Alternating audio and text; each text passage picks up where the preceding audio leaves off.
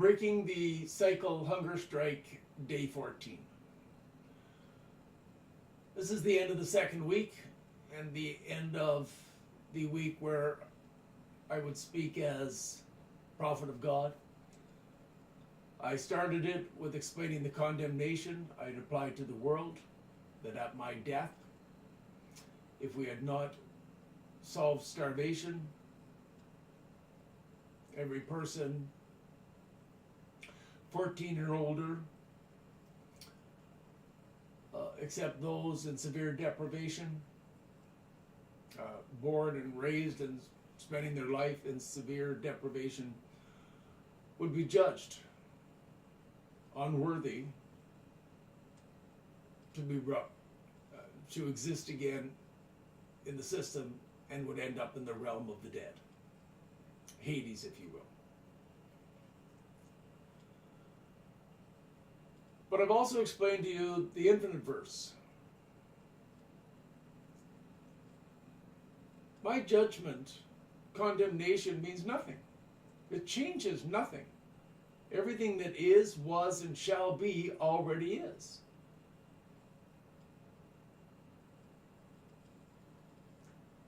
Now, this brings up ethical concerns. Well then, why does it matter what I do? I can do whatever I want. We can keep the world the way it is. We can go ahead and bomb the hell out of the Middle East as much as we want. Yes, you can. And in some realities you do. That's not something I'd be proud of personally. But yes, you can do it. The purpose of ethics, when you understand the infinite verse theory, is how it guides you, your soul, through the various realities it interacts with. Currently, when we consider the multiverse, people tend to think of it as, well, we're in one reality and we're all stuck in this reality. That's an assumption, not a proven fact. You and I may have come from different backgrounds, different histories. In fact, this more or does a better job of explaining and justifying concepts like the Mandela effect than anything else, where people remember different histories, is because we're all traveling through various realities, not stuck in one linear reality. I've tried for years to figure out an analogy to explain it, and last night the best I came up with would be what they used to call jawbreakers. I don't know if those candies still exist or if they exist everywhere in the world, but in Canada we had them. They were very hard candies that were literally coated candy upon candy, layer upon layer upon layer, and each layer was a different color, if you will. So kind of view your existence as a jawbreaker. You have a center where you start. And then you are in touch with anywhere in the entire next sphere that circles around you. And so you can go to anywhere on that level. Now, when you go from the second level to the third level, you might be thinking, oh yeah, but I can only go from where I was to within a certain limited reason. Yes, there'd be a limit to how far you'd reach. However, we also understand from entanglement theory and quantum mechanics that although here you might think you can only reach these certain areas in the next level, there's nothing stopping that from necessarily being entangled with any other area on that second layer coating and moving into a portion of the third level that is not directly connected to what you decided in the second, but you still have access to it through entanglement. And that this goes on through each layer. Every decision you make becomes a layer. But then you can move from anywhere on that layer to anywhere else on another layer.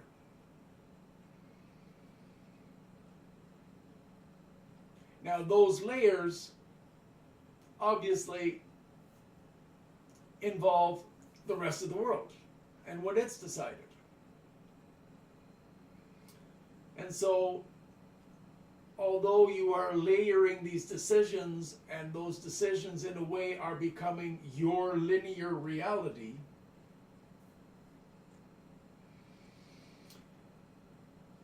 your linear reality is just one small dot, atom, or whatever in the totality of the infinite verse, which is similarly layered, with each point on each level just being different people's realities layered together. I know that's not exactly clear, but that's about the best analogy I've come up with so far. Is view your existence as starting as a kernel, like an oyster, if you will. You're the grain of sand in the oyster. And your decisions are layering and layering and layering more and more layers onto the grain of sand till it becomes a pearl. But that pearl is like just one small section of the huge pearl that is the infinite verse. And it's already preset. You make every decision, but in different realities. In a way, your same soul, but in some realities, your soul has already had the experience of a past reality, where it's already made that decision and found it wasn't effective and learned from it. Therefore, in a different reality, it makes another decision. Now, it's always difficult talking about the infinite verse because we say, well, where it made, which is past tense. But there is no real past tense. Your soul is simply experiencing existence. Or as some New Age philosophies like to put it,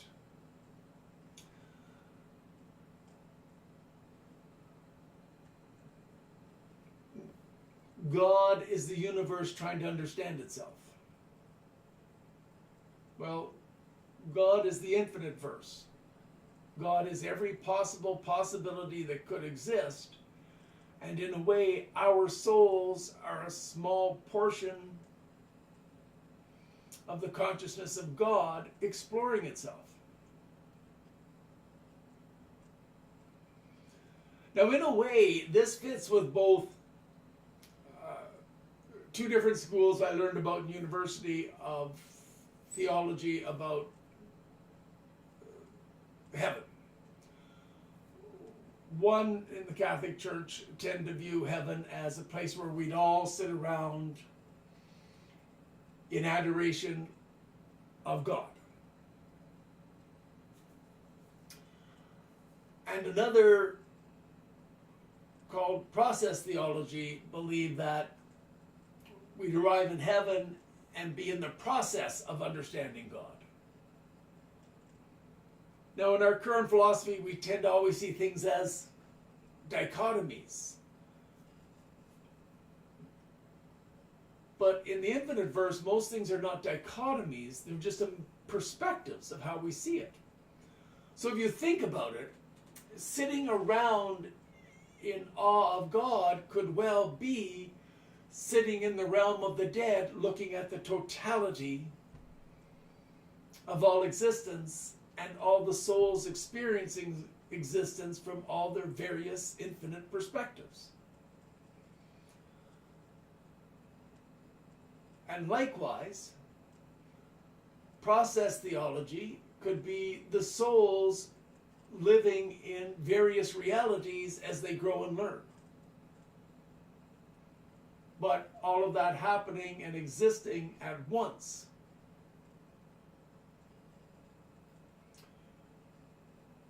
And neither of these eliminate the theory of reincarnation.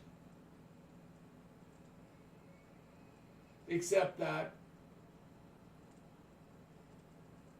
every possible incarnation eventually has to happen.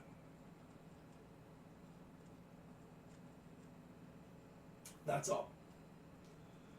So, what did my condemnation at the beginning of this week do? It changed nothing.